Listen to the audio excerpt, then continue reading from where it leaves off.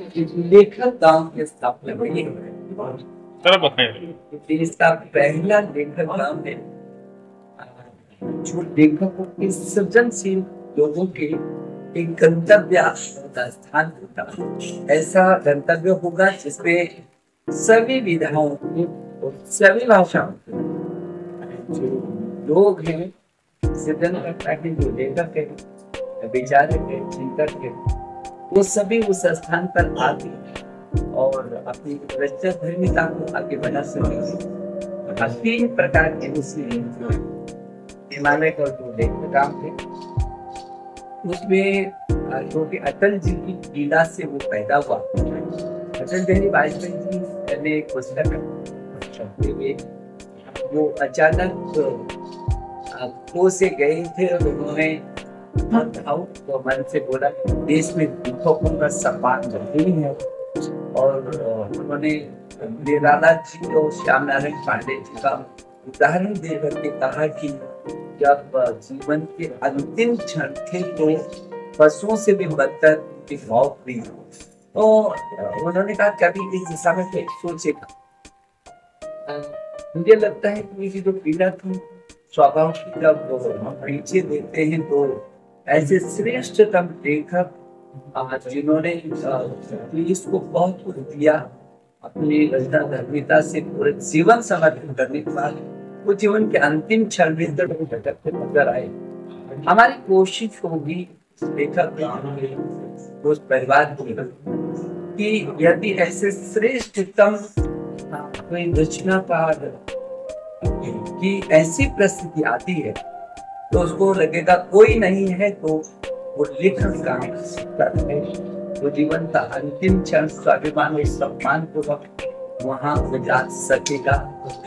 दूसरी तरीके से जो नवोदित लोग हैं, नवोदित पीढ़ी है, ऐसे छात्र हैं जो लिखना चाहते हैं, उनके अंदर वो प्रतिभा है, विज्ञान पर लिखना, प्रकृति पर लिखे, संस्कृति पर लिखे, पर्यावरण पर लिखे, विविध विषयों पर क्या लिखना चाहते हैं, वर्तमान परिस्थितियों का मूल्यांकन करें। तो ऐसे जो नवोदित लेखक हैं उनके लिए भी वो एक ऐसा गंतव्य स्थान बनेगा, ऐसा प्लेटफॉर्म होगा जिस पर वो अपने विचारों को व्यक्त कर सकेंगे, लेख लिख सकेंगे। कोई कहानी लिखेगा, कोई उपन्यास लिखेगा, कोई अच्छी कविता लिख सकता है, गीत लिख सकता है, कोई अच्छी चित्रकारिता कर सकता है। तो इस तरीके की तमाम विधाओं में जो भी ऐसे प्रतिभाशाली लोग हैं, देश के कोने कोने से उनके प्रतिस्पर्धा कराने का काम वो लेखक गांव करेगा। और जो भी वहां लिखेगा, लेखक गांव भविष्य में उसका प्रकाशन ठीक करेगा।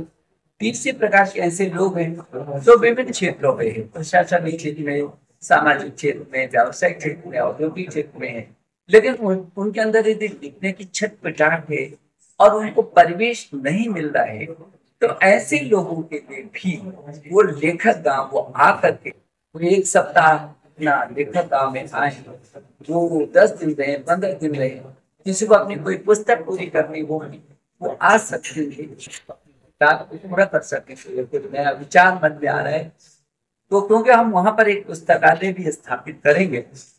पहले चरण में उस पुस्तकालय का लगभग 1 लाख पुस्तकें होंगी, लेकिन जिस तरीके से इस पूरे परिवार ने लेखक परिवार ने सोचा है और जो सुझाव मिले हैं कि जो नालंदा है, नालंदा में 10 लाख पुस्तकें थी और नालंदा पूरी दुनिया का श्रेष्ठतम ऐसा पुस्तकों का घर था जहाँ पूरी दुनिया शोध और अनुसंधान करने के लिए वहाँ आती थी। हम कोशिश करेंगे कि उसमें भविष्य में 10 लाख पुस्तकें पांडुलिपि उस पुस्तकालय के आप ताकि जो भी देश और दुनिया का कोई ऐसा शोध, चाहे वो भारतीय ज्ञान परंपरा का है या अन्य विषयों का है, उस पर वो आकर शोध और अनुसंधान कर सकेंगे। वहां पर एक म्यूजियम भी बनेगा और नक्षत्र वाटिका, नवग्रह वाटिका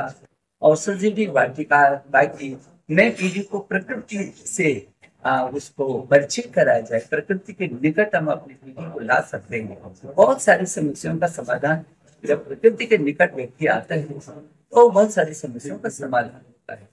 तो इसके कई प्रकार की गतिविधियां हैं, लेकिन अभी 25, 26, 27 अक्टूबर को इन 3 दिन में वहां पर एक अंतरराष्ट्रीय कला, संस्कृति और साहित्य का महोत्सव मनाया गया। इस महोत्सव का उद्घाटन भारत के पूर्व राष्ट्रपति रामनाथ कोविंद जी ने किया और समापन 3 दिन के बाद भारत के पर्यटन और संस्कृति मंत्री गजेंद्र सिंह शेखावत जी ने किया। इस बीच बहुत सारे मुख्यमंत्री जी, राज्यपाल, लगभग 42 देशों के जो साहित्य से जुड़े हैं, विविध कला और रचना धर्मिता से जुड़े हैं, ऐसे दुनिया भर के 42 देश लगातार वहां पर 42 देशों के अंदर विचार विमर्श करते रहे और लगभग 65 देशों के अन्य भी उस संवाद से जुड़े हैं। तो अभी लेखक कुटी कुछ तैयार नहीं है, अतिथि लेखक वहां पर बना है, एक ऑडिटोरियम भी बन रहा है, एक पुस्तकालय जिसकी मैं चर्चा कर रहा हूँ कि वो नालंदा पुस्तकालय पुनर्जीवन कैसे हो सकता है, भविष्य का ये आधार है उसका। तो विभिन्न गतिविधियों का वो केंद्र है। मैं आपसे निवेदन करूंगा कि जब भी आपको देवभूमि उत्तराखंड की वो आगमन होगा तो जरूर वो लेखक दम आपकी प्रतीक्षा करें। आप केंद्रीय शिक्षा मंत्री भी रहे हैं। जो पाठ्यक्रम है उनमें कई तरह के विभेद देखने को मिले। अभी यहाँ महाराणा प्रताप और अकबर को लेकर विवाद चला।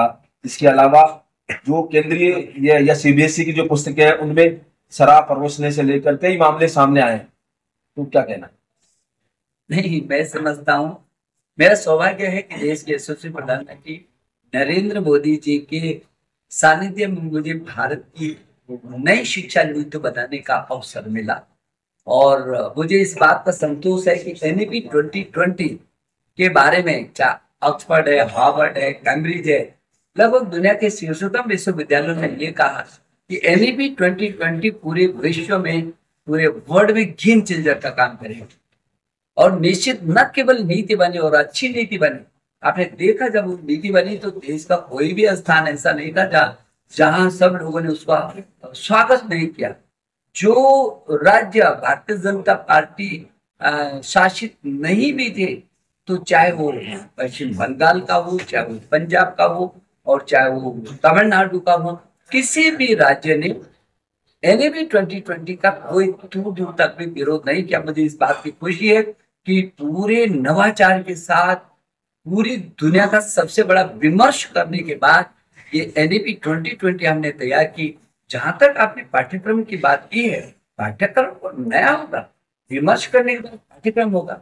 हमारा बहुत साफ तरीके से एनईपी है, भारत की धरती पर खड़े होकर के अपने जीवन मूल्यों की आधारशिला पर पूरे विश्व के फलक पर शोध और अनुसंधान के क्षेत्र में, ज्ञान और विज्ञान के क्षेत्र में, संस्कार और संस्कृति के क्षेत्र में, प्रकृति के क्षेत्र में, हर दिशा में नवाचार करके प्रौद्योगिकी के क्षेत्र में ये एनईपी 2020 भारत को आत्मनिर्भर ही नहीं बनाएगा, बल्कि देश के प्रधानमंत्री ने जो कहा 21वीं सदी का स्वर्णिम भारत है, वो स्वर्णिम भारत की आधारशिला बनेगा।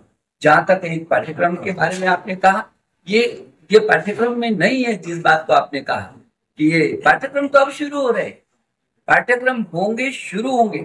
और जहां तक आपने कहा राणा प्रताप का विरोध कौन कर सकता है इस देश में? छत्रपति शिवाजी महाराज का कौन विरोध कर सकता है? इस देश की धरती पर पैदा होने वाला व्यक्ति कोई भी हो, छत्रपति शिवाजी और महाराणा प्रताप जैसे योद्धा जिन्होंने हमारे संस्कारों को ही नहीं खड़ा किया, हमारी समृद्धता और पूरे विश्व में जो आज हिंदुस्तान का जो सम्मान है उसकी आधारशिला पर वो लोग हमारे खड़े हैं। तो इसलिए वो हम अपनी पीढ़ी को पढ़ाएं, हम महाराणा प्रताप को अपनी पीढ़ी को पढ़ाएं, हम शिवाजी को अपनी पीढ़ी को पढ़ाएं, जिन जिन लोगों ने भी श्रेष्ठतम काम किए और समाज में ही नहीं, संस्कृति के लिए नहीं, अपने संस्कारों के लिए नहीं, बल्कि पूरी दुनिया में एक अलग मानक स्थापित किया। हिंदुस्तान की ही धरती है, बोल सकते हैं हमने दुनिया को कुछ किया है। तो इसलिए एनईपी 2020 निश्चित रूप में जो विश्व गुरु भारत था, जिसके बारे में हमेशा से कहा है तो देश प्रसूतस्य सकाशात् जन्मिना स्वम स्वम चरित्रम शिक्षेरन पृथ्व्याम सर्वमानव। ये सारी पृथ्वी के लोग तो हमसे तो आकर के सीखते थे। जब तक्षशिला, नालंदा और विक्रमशिला, जापान बताए, इंग्लैंड बताए, ये दुनिया के वो विकसित देश बताए, तब उनके पास कौन सा विश्वविद्यालय था, कौन सा शिक्षा का केंद्र था, हमारे ही पास। और इसलिए हमको गौरव के साथ हम कह सकते हैं हमारे पास दुनिया को देने के लिए है, और उसको हम फिर जो हमारा प्राचीन हमारा ज्ञान और विज्ञान था उसको नवाचार के साथ हम आगे बढ़ाएंगे और दुनिया के फलक पर हिंदुस्तान को शिखर पर निश्चित रूप में NEP 2020 स्थापित। 11वां वर्ष मामला चल रहा है। रजा तौकीर ने भी कहा है कि हम बाहर आ गए तो क्या से क्या कर देंगे। ये देश में इस तरह का मामले चल रहे हैं, क्या कहना है? आप उनके सोच पर छोड़ दीजिए ना, उनको हर व्यक्ति का जवाब देना जरूरी है क्या? सर जिसकी जो सोच होगी उतना ही है। हमने कह दिया हम व्यापक फलक पर हिंदुस्तान की जो नीति बनाई है, नई शिक्षा नीति, वो पूरे विश्व में एक नया कीर्तिमान स्थापित करेगी और दुनिया इसको महसूस करेगी। बड़ा नारा युद्ध से चला, बटोगे तो कटोगे तो बटो। देश भर में ये चर्चा में है और लगातार विपक्ष आरोप लगा रहा है बीजेपी इसी ट्रेंड में चुनाव लड़ती है। आप क्या सोचते हैं ये नारा में इस वक्त चल रहा है? देखिए, आप जब हम किसी चीज को कहते हैं तो हर व्यक्ति का अपना एंगल होता है उसको विश्लेषण करने का। अब जो जिसकी सोच होगी वो उस विश्लेषण पर जाएगा। आखिर क्या आपत्ति है किसी को? यदि सब योगी जी ने कहा कि बटेंगे तो कटेंगे, अब बटना तो हमारे हटना ही हुआ ना, कटना ही हुआ ना, क्यों कटेंगे? हम मिल करके रहेंगे ना। तो हर व्यक्ति अपना अपना विश्लेषण कर रहा है, जिसको डर है वो उसी ढंग से सोच रहा है, जिसके जैसी सोच होगी वो उसी सोच के आधार पर उसको कर रहा है। लेकिन यदि उन्होंने कहा है कि हमको एकजुट रहना चाहिए, न कटना चाहिए न बटना चाहिए, बटेंगे तो कटेंगे, यदि उन्होंने इस बात को कहा है तो किसी को क्या परेशानी है, क्या दुख है, क्या परेशानी किसी? तो इसलिए कोई ऐसी परेशानी वाली बात को उन्होंने बोली। ठीक है सर। राजस्थान के उपचुनाव में आपको एक तरफा आ रही भारतीय जनता पार्टी राजस्थान में जो जितनी सूचनाएं मुझे हैं, और मैं भी एक राज्य का मुख्यमंत्री रहा हूं, तो मैं समझ सकता हूं कि और राज्य की किस तरीके का समीकरण होते हैं। यहाँ भी बहुत सारे समीकरण हैं, लेकिन मुझे भरोसा है कि सारे के सारे सीटों में भारतीय जनता पार्टी विजय हासिल करेगी। धन्यवाद। Thank you sir. बहुत बहुत धन्यवाद।